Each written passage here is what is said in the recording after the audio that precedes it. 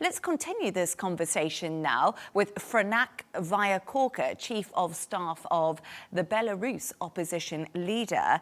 Franak, thank you so much for joining us. So you just heard the conversation I was having before, and I was just wondering if you feel the same way. It's important not to normalize this situation of Russian drones being shot down in Poland.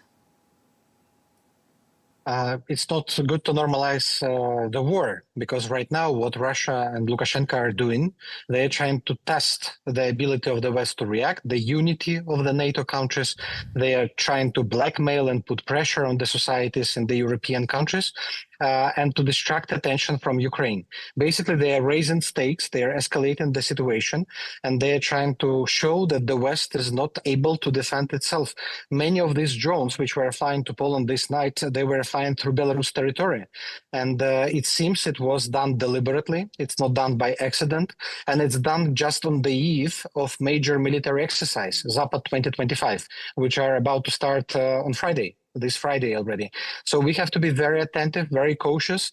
And I think this is also the response of Putin to President Trump's efforts to bring peace.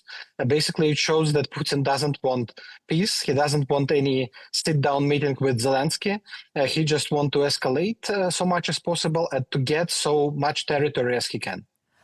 And let's just talk a little bit about the US, Franak, because in a post on Truth Social, President Donald Trump has actually said, what's with Russia violating Poland's airspace with drones? Here we go. Will this concern President Putin and Alexander Lukashenko? Yes, it must concern, because it seems that in the White House, in Washington, there is a temptation and the appetite to impose bigger and stronger sanctions on Russia, on oil, on hydrocarbons, on other goods. Trump also pushes Europe to impose secondary sanctions on Russia and all the Russian partners for buying Russian oil, for example. Trump asks Europe not to buy Russian energy at all. And of course, if Putin continues this way, will continue such attacks on Poland and other member states, Trump will get much firmer position, because last half a year, Trump was playing diplomat, but we realized that Trump can play hardball. Belarus claims the Russian drones that entered Poland had lost their track after the impact of electronic warfare. Was this an honest mistake by Russia, or is Belarus attempting to calm tensions in the region? The second one. They are trying to justify themselves. Russians, they are not asking Lukashenko, the dictator in Belarus, if they are launching drones. And of course, the Lukashenko's regime, they do not want to bear responsibility for these attacks, and they don't want to have border with Poland completely closed. And they are trying to justify themselves. Oh, look, it's not us, it's Russians, it's electronic warfare, so we are not guilty here. Because just don't forget that yesterday, Polish Prime Minister stated that Poland is going to close completely the border with Belarus for days of military drills. If it happens, it will harm significantly Belarus economy, it will harm Russia, but it will also harm China, because up to 70% of Chinese-European land trade goes through Belarus-Polish border. And I think, all the situation, it forces the regime in Minsk to justify itself. So, Franak, do you think that Russia might have actually sent those drones into Poland because of this closing of the border with Belarus that Poland is doing? Do you think that that was something that provoked this reaction? I assume it might be the reason why we saw these drones. It was like a response to Prime Minister Tusk's statement about closing the border. But here we can just speculate. It's very difficult to find the reasoning for Russian actions. It's very difficult to explain Putin's activities and Putin's acts, what he does in Ukraine.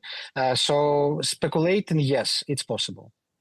And Lithuanian military intelligence is reporting that over 30,000 troops from Belarus and Russia will be involved in these exercises that we were talking about a little bit earlier, and you mentioned to me.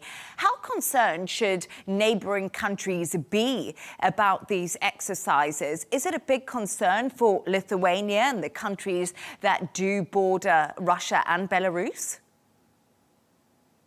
It's the biggest concentration of troops since 2022 when full-scale invasion has started.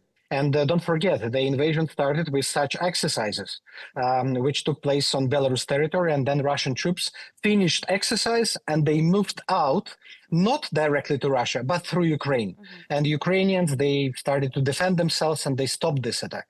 And 30,000, it's not enough for opening new front. It's not enough for starting the war against Baltic states or Poland, but it's enough to create pressure. It's enough for provocations.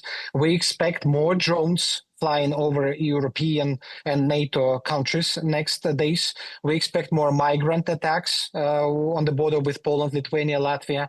So everything's possible. And also it's important to see not only what's happening during the exercise, but what's happening after exercise. How many of these troops, they will stay in Belarus on the border with Poland, Ukraine, and Lithuania. This is what matters the most. How many missiles will remain in Belarus? This is important. And also they promised the nuclear drills, the testing of the nuclear facilities. This is very dangerous for entire Europe.